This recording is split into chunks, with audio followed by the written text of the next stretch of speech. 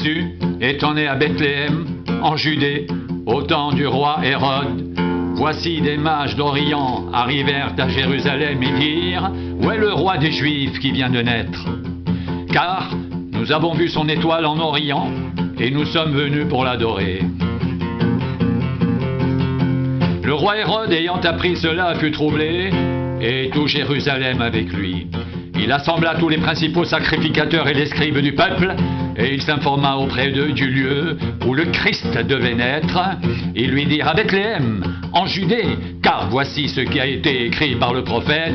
Et toi, Bethléem, terre de Juda, tu n'es certes pas la moindre entre les principales villes de Juda, car de toi sortira un chef qui paîtra Israël, mon peuple. Alors Hérode fit appeler en secret les mages et s'enquit soigneusement auprès d'eux depuis combien de temps l'étoile brillait. Puis il les envoya à Bethléem en disant « Allez et prenez des informations exactes sur le petit enfant quand vous l'aurez trouvé. Faites-le moi savoir, afin que j'aille aussi moi-même l'adorer. » Après avoir entendu le roi, ils partirent, et voici l'étoile qu'ils avaient vue en Orient aller devant eux jusqu'au moment où, arrivée au-dessus du lieu où était le petit enfant, elle s'arrêta. Quand ils aperçurent l'étoile, ils furent saisis d'une très grande joie. Ils entrèrent dans la maison, virent le petit enfant avec Marie sa mère, se prosternèrent et l'adorèrent. Ils ouvrirent ensuite leur trésor et lui offrirent en présent de l'or, de l'encens et de la myrrhe. Puis, divinement avertis en songe de ne pas retourner vers Hérode, ils regagnèrent leur pays par un autre chemin.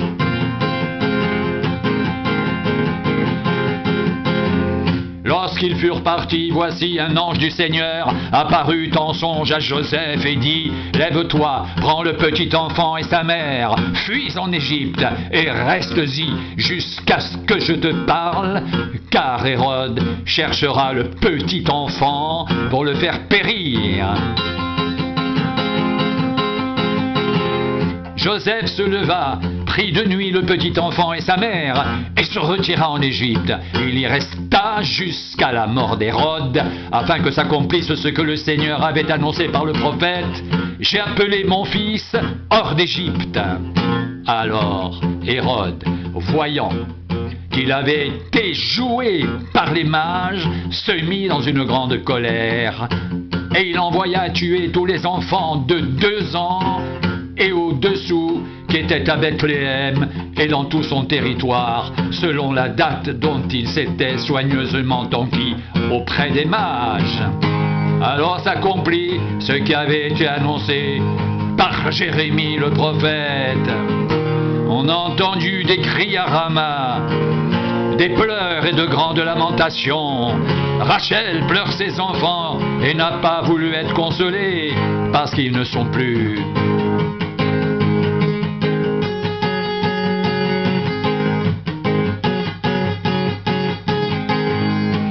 Quand Hérode fut mort, voici un ange du Seigneur apparut en songe à Joseph en Égypte et dit « Lève-toi, prends le petit enfant et sa mère et va dans le pays d'Israël, car ceux qui en voulaient à la vie du petit enfant sont morts. » Joseph se leva, prit le petit enfant et sa mère, et il alla dans le pays d'Israël, mais ayant appris qu'Archélaüs régnait sur la Judée à la place d'Hérode son père, il craignit de s'y rendre et divinement averti en songe, il se retira dans le territoire de la Galilée et vint demeurer dans une ville appelée Nazareth afin que s'accomplisse ce qui avait été annoncé par les prophètes.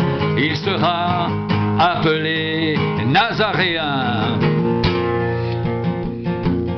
En ce temps-là apparut Jean-Baptiste prêchant dans le désert de Judée. Il disait « Repentez-vous, car le royaume des cieux est proche. »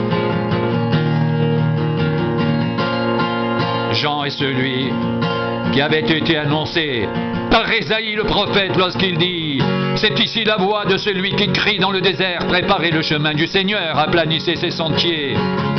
Jean avait un vêtement de poil de chameau et une ceinture de cuir autour des reins. Il se nourrissait de sauterelles et de miel sauvage.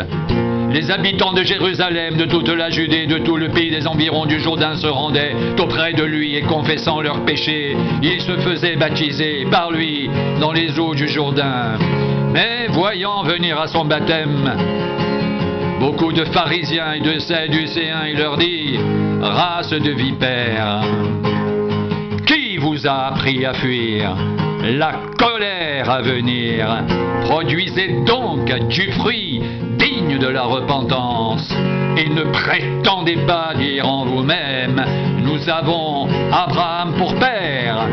Car je vous déclare que de ces pierres-ci, Dieu peut susciter des enfants à Abraham.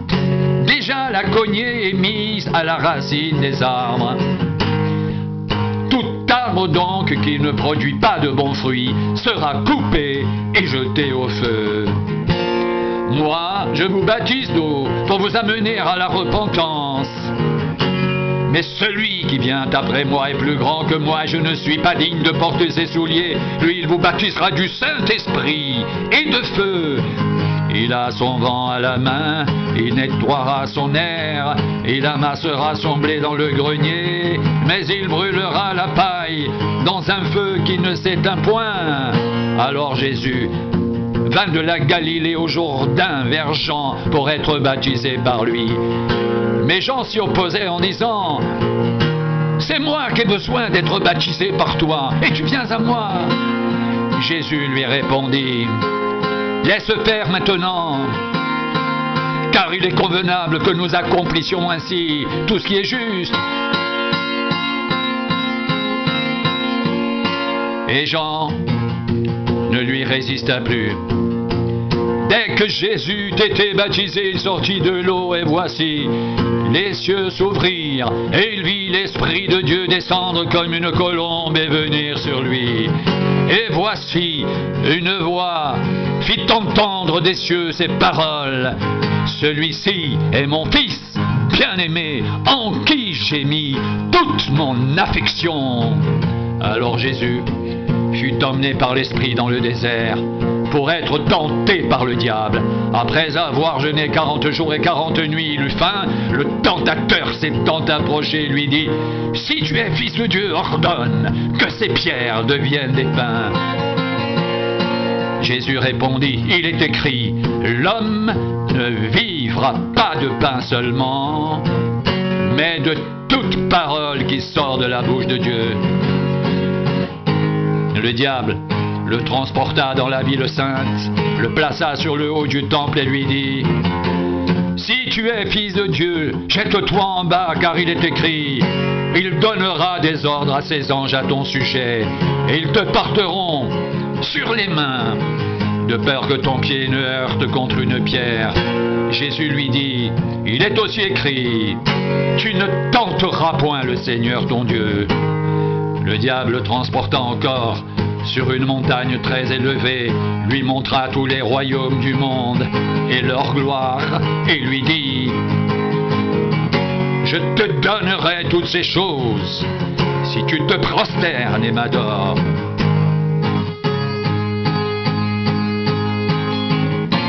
Jésus lui dit: retire-toi, Satan, car il est écrit, tu adoreras le Seigneur ton Dieu, et tu le serviras, lui seul. Alors, le diable le laissa.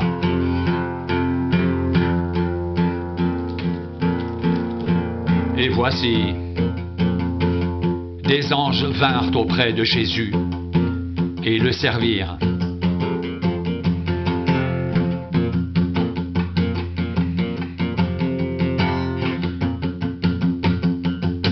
Jésus, ayant appris que Jean avait été livré, se retira dans la Galilée. Il quitta Nazareth et vint demeurer à Capernaum, situé près de la mer, dans le territoire de Zabulon et de Nephtali, afin que s'accomplisse ce qui avait été annoncé par Ésaïe le prophète. Le peuple de Zabulon et de Nephtali, de la contrée voisine de la mer, du pays au-delà du Jourdain et de la Galilée des païens. Ce peuple assis dans les ténèbres a vu une grande lumière. Et sur ceux qui étaient assis dans la région et l'ombre de la mort, la lumière s'est levée. Dès ce moment, Jésus commença à prêcher et à dire « Repentez-vous, car le royaume des cieux est proche. » Comme il marchait le long de la mer de Galilée, il vit deux frères, Simon appelé Pierre, et André son frère qui jetait un filet dans la mer car ils étaient pêcheurs. Il leur dit « Suivez-moi et je vous ferai pêcheurs d'hommes. » Aussitôt, ils laissèrent les filets et le suivirent. De là, étant allé plus loin, il vit deux autres frères, Jacques, fils de Zébédée, et Jean, son frère, qui étaient dans une barque avec Zébédée, leur père, et qui réparaient leurs filets. Il les appela et aussitôt, ils laissèrent la barque et leur père et le suivirent. Jésus parcourait toute la Galilée, enseignant dans les synagogues, prêchant la bonne nouvelle du royaume et guérissant toute maladie et toute infirmité parmi le peuple. Sa renommée se répandit dans toute la Syrie et on lui amenait tous ceux qui souffraient de maladies et de douleurs de divers genres, des démoniaques, des lunatiques, des paralytiques, et il les guérissait. Une grande foule le suivit. De la Galilée, de la Décapole, de Jérusalem, de la Judée et d'au-delà du Jourdain. Voyant la foule, Jésus monta sur la montagne, et après qu'il se fut assis, ses disciples s'approchèrent de lui, puis ayant ouvert la bouche, il les enseigna et dit :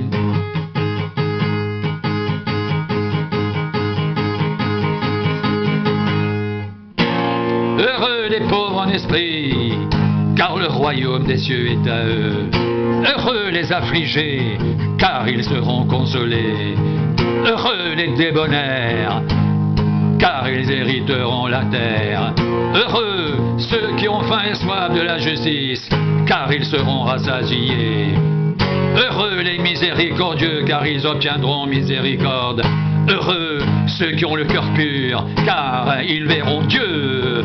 Heureux ceux qui procurent la paix, car ils seront appelés fils de Dieu.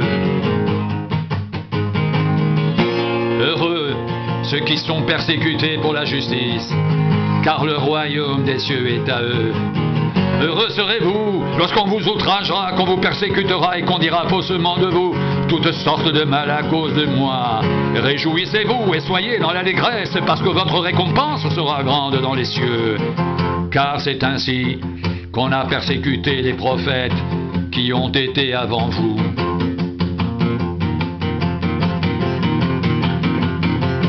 Vous êtes le sel de la terre, mais si le cerf perd sa saveur, avec quoi la lui rendra-t-on?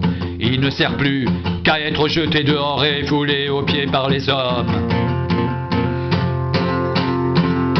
Vous êtes la lumière du monde. Une ville située sur une montagne ne peut être cachée.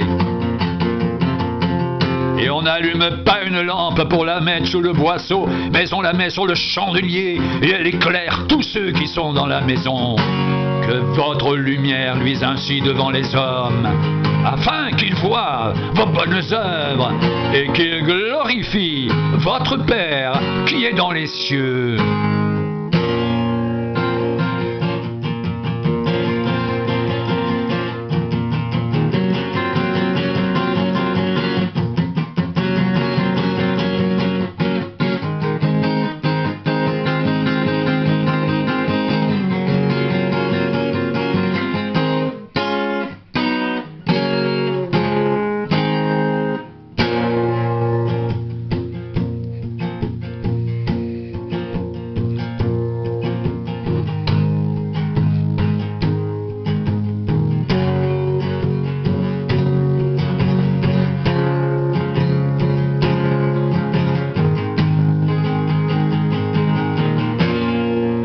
les pauvres en esprit, car le royaume des cieux est à eux.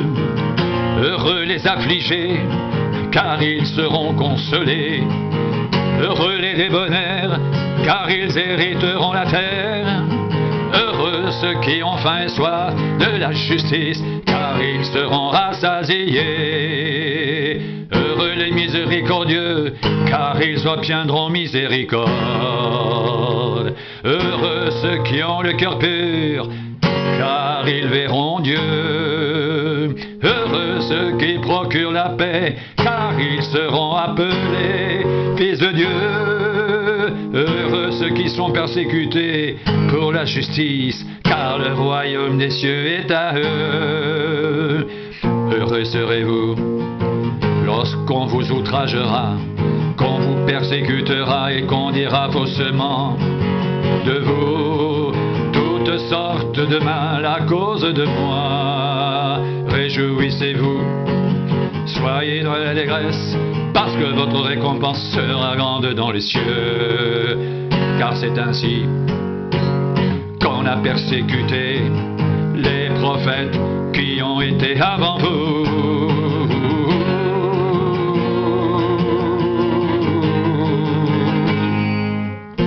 Heureux les pauvres en esprit, car le royaume des cieux est à eux. Heureux les affligés, car ils seront consolés. Heureux les débonnaires, car ils hériteront la terre. Heureux ceux qui ont faim et soif de la justice, car ils seront rassasiés. Heureux les miséricordieux, car ils obtiendront miséricorde. Heureux ceux qui ont le cœur pur, car ils verront Dieu. Heureux ceux qui procurent la paix, car ils seront appelés fils de Dieu. Heureux ceux qui sont persécutés pour la justice, car le royaume des cieux est à eux.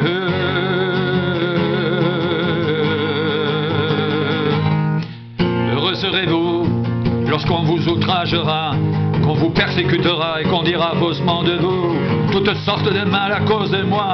Réjouissez-vous et soyez dans l'allégresse, parce que votre récompense sera grande dans les cieux. Car c'est ainsi qu'on a persécuté les prophètes qui ont été avant vous.